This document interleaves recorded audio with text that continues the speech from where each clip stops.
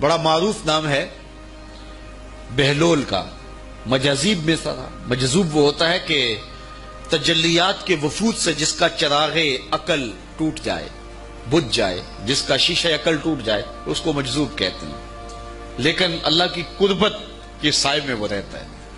اقبال نے بھی کہا کہ نہ پوچھ ان خرقہ پوشوں کی، ارادت ہو تو دیکھ ان کو، ید بیضا لیے بیٹھے ہیں اپنی آستینوں میں، تمنا درد دل کی ہو تو کر خدمت فقیروں کی، نہیں ملتا یہ گوہر بادشاہوں کے خزینوں میں. رب اشعث اغبر مدفوع بالابواب لو اقسم علی اللہ لابر. بہت سارے لوگ کہ ان کے بال بکھرے ہوئے، حالت پراگندہ، تمہارے دروازے پہ ہیں، تم دھکا دے دو، بابا پرے چلا جا.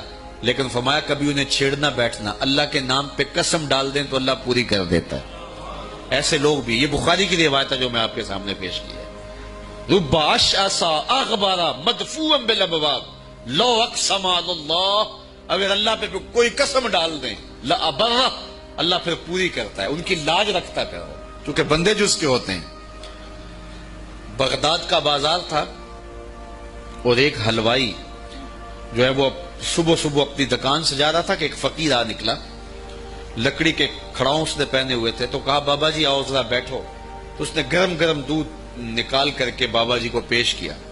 صبح کا موقع تھا، اس نے پیا اور اللہ کا شکر ادا کیا اور اس کو بھی کہا تیرا بھی شکریہ، اور فقیر آگے چل پڑا. بازار کا منظر تھا، آگے ایک فاحشہ عورت اپنے دوست کے ساتھ، اپنے یار کے ساتھ سیڑھیوں پر بیٹھ کے موسم کا لطف لے رہی تھی. یہ آج کل جس طرح ہلکی ہلکی بوندا باندی ہو تو جی چاہتا نا کہ باہر آئیں اور منظر دیکھیں. تو ساون کی رت لگی ہوئی تھی، ہلکی ہلکی بوندا باندی تھی. تو سیڑھیوں پہ بیٹھ کے وہ موسم کا لطف لے رہے تھے کہ یہ فقیر اپنی موج میں بازار سے گزرا. تو لکڑی کے کھڑاؤں تھے، کیچڑ اڑ کے کبھی دائیں گرتا تھا کبھی بائیں گرتا تھا. ایک چھینٹا اڑا اور اس عورت کے لباس پہ جا گرا. اس کے پاس اس کا بیٹھا ہوا جو یار تھا اسے بڑا غصہ آیا، اٹھا اور آ کے فقیر کے منہ پہ تپڑ مارا. فقیر بنے پھرتے ہو، چلنے کی تمیز بھی نہیں ہے، قیمتی لباس آیا کر دیا. فقیر نے آسمان کی طرف دیکھا اور ہنس کے کہا مالک تو بھی بڑا بے نیاز ہے، کہیں سے دودھ پلواتا ہے کہیں سے تپڑ مرواتا ہے. حضرت داتا گنج بخش علی حجویری کشف الماجوب میں لکھتے ہیں فقیر اتنی دیر تک فقیر نہیں بنتا جب تک خدا کی رضا پہ راضی نہیں ہو جاتا. بلیا لوکی تینو کافر کافر آکھن تو آہو آہو آکھ. جب تک یہ کیفیت نہیں ہو جاتی فقیر فقیر نہیں بنتا. کہا مالک تیری بھی عجیب شان ہے، کہیں سے دودھ پلواتا ہے کہیں سے تھپڑ مرواتا ہے. یہ کہہ کے فقیر آگے چل پڑا. وہ عورت چھت پہ جانے لگی تو پاؤں پھسلا سیڑھی سے تو سر کے بل گری. چوٹ کوئی ایسی آئی کہ موقع پہ فوت ہو گئی. شور مچ گیا کہ فقیر نے کوئی بد دعا دی تھی آسمان سے منہ کر کے تو یہ قیمتی جان چلی گئی. فقیر ابھی بازار کے دوسرے کونے تک نہیں پہنچنے پائے تھے کہ پکڑ لیے گئے. لوگوں نے کہا فقیر بنے پھرتے ہو، حوصلہ بھی نہیں رکھتے ہو، کیا ہوا میاں؟ کہا تم نے بد دعا دی اور عورت کی جان گئی. کہا بلّہ میں نے تو کوئی بد دعا دی تھی. کہا نہیں، تیری بد دعا کا کیا دھرا ہے. لوگوں نے جو ہے وہ ضد کی کہ تو نے کوئی بد دعا دی تھی تب ایسا ہوا ہے. جب لوگوں نے ضد کی نا، اس نے کہا اگر سچی بات پوچھتے ہو نا تو میں نے بد دعا کوئی نہیں دی. یہ اصل میں یاروں یاروں کی لڑائی ہے. کہا وہ کیا؟ کہا جب میں گزر رہا تھا تو میرے پاؤں سے چینٹا اڑا، اس عورت کے لباس پہ پڑا تو اس کے یار کو غصہ آیا، اس نے مجھے مارا، پھر میرے یار کو بھی غصہ آ گیا. تو کہا رب اشعث اغبر مدفوع بالابواب لو اقسم علی اللہ لابر.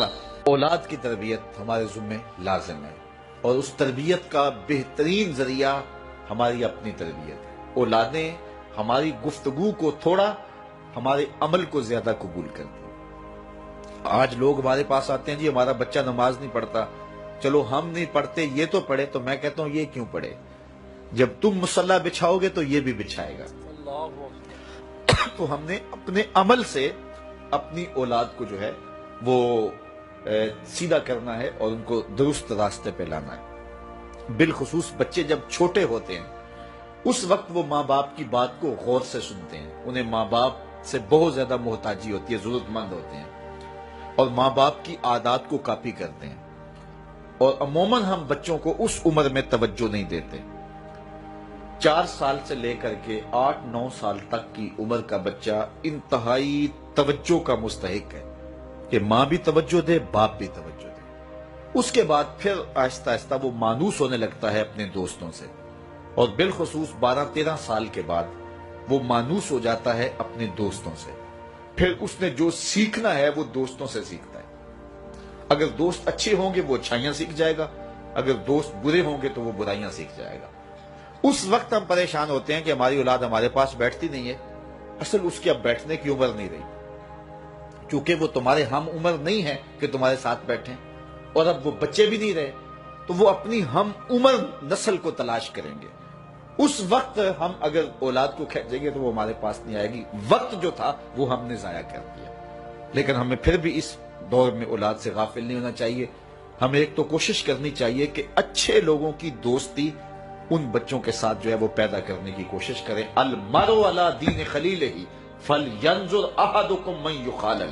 رسول اللہ صلی اللہ علیہ وسلم نے ارشاد فرمایا ہر شخص اپنے دوست کے دین پہ ہوتا ہے، تو جب وہ دوستی لگانے لگے تو دیکھے کہ وہ دوستی کس سے لگا رہا ہے. تو جب یہ عمر بچوں کی پہنچ جائے تو اس وقت یہ خیال کیا جائے. اور حضرت سیدنا علی المرتضیٰ رضی اللہ تعالی عنہ نے فرمایا کہ 15 سال سے لے کر کے 20 سال تک کی عمر انتہائی اہم عمر ہے، اور اس عمر میں ہی نظریات بنتے ہیں اور خیالات پختہ ہوتے ہیں. تو جس نے اس عمر کو سنبھال لیا اس نے اپنی زندگی سنوار لی، اور جس کی یہ عمر بگڑ گئی اس کا سب کچھ بگڑ گیا.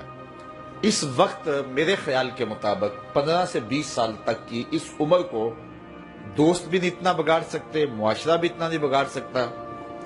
اس عمر کو اس وقت سب سے زیادہ جو چیز بگاڑ رہی ہے وہ ہمارا سوشل میڈیا ہے، ہمارا الیکٹرانک میڈیا ہے، اور یہ موبائل جو ہر بچے کے ہاتھ میں آ گیا. تو کم از کم 15 سال سے لے کر 20 سال تک کی عمر کے بچوں کو آپ موبائل لے کر نہ دیں، اور انتہائی ضرورت پر ان کو استعمال کرنے کی اجازت دیں.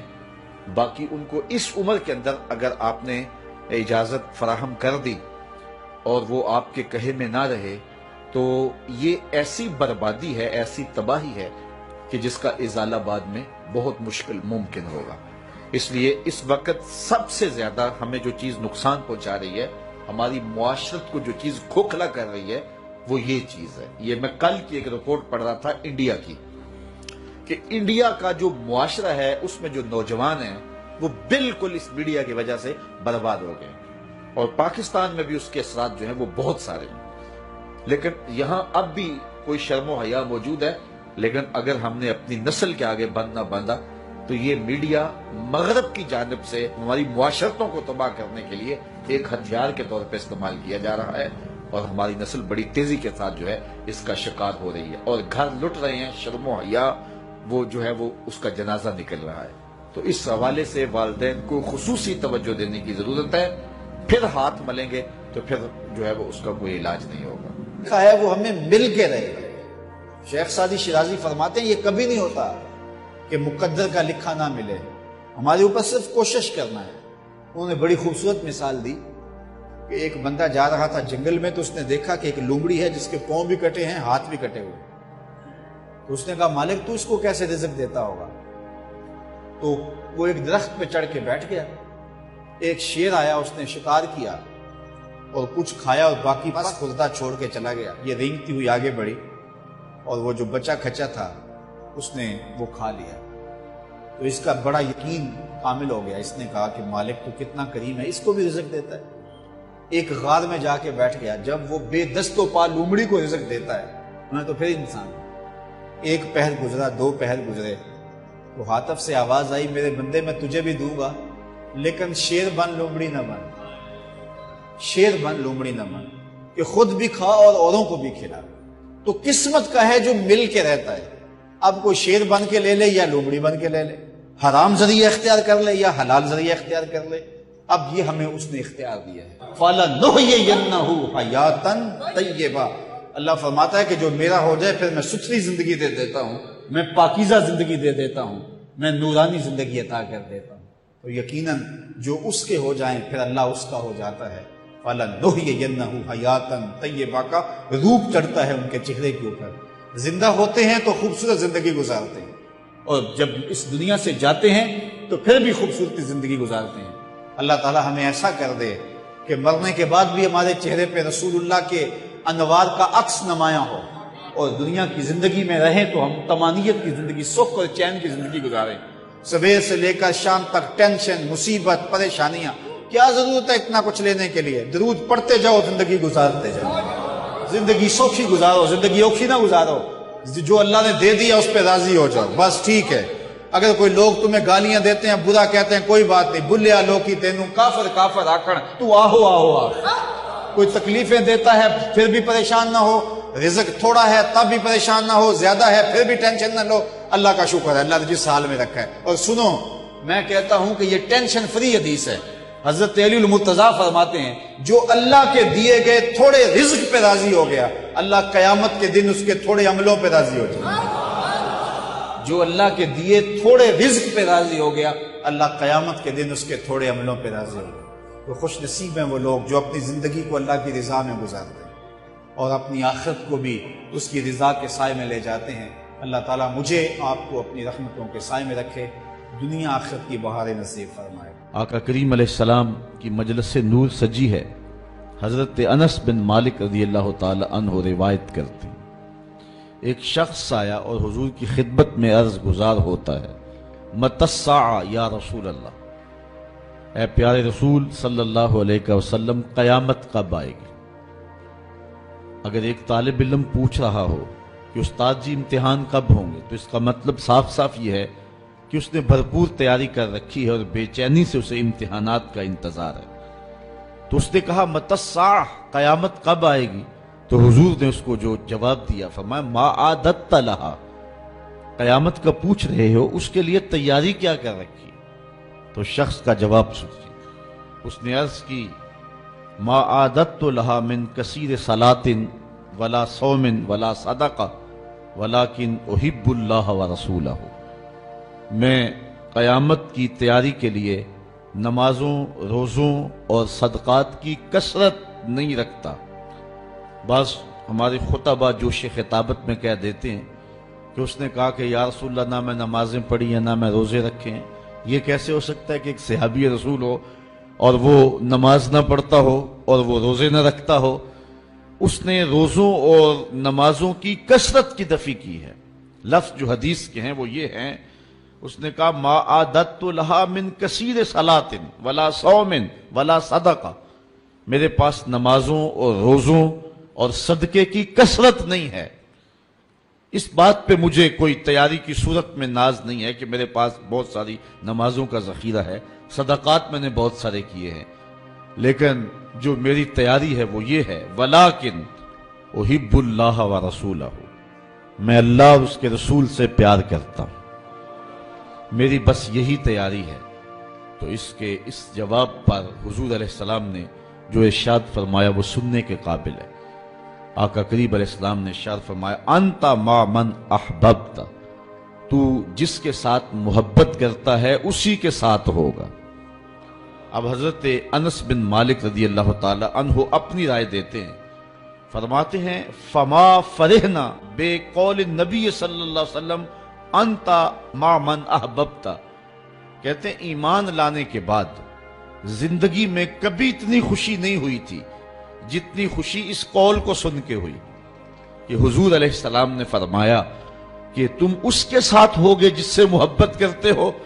تو حضرت انس رضی اللہ تعالی عنہ مزید فرماتے ہیں انا احب النبی و ابا بکر و عمر و ارجو ان اکون بحبی ایاہم وَإِن لَمْ آمَلْ بِمِثْلِ آمَالِهِمْ، کہتے ہیں میں اللہ کے رسول سے پیار کرتا ہوں، میں حضرت ابو بکر سے پیار کرتا ہوں، میں حضرت عمر سے پیار کرتا ہوں، اور ان کی محبت کی وجہ سے میری خوش نصیبی کہ میں ان لوگوں کے ساتھ ہوں گا، اگرچہ میرے اعمال ان کے اعمال جیسے نہیں ہیں، لیکن حضور کا یہ فرمان تو جس سے پیار کرتا ہے اس کے ساتھ ہوگا۔ فرماتے ہیں کہ پھر ہماری خوشی کی انتہا نہ رہی، اور ایمان لانے کے بعد صحابہ سب سے زیادہ اگر کسی قول پہ خوش ہوئے ہیں، کسی بات پہ بہت زیادہ انہیں فرحت ہوئی ہے، تو وہ اس بات پہ فرحت ہوئی ہے کہ حضور نے ارشاد فرمایا انت مع من احببت، تو اس کے ساتھ ہوگا جس کے ساتھ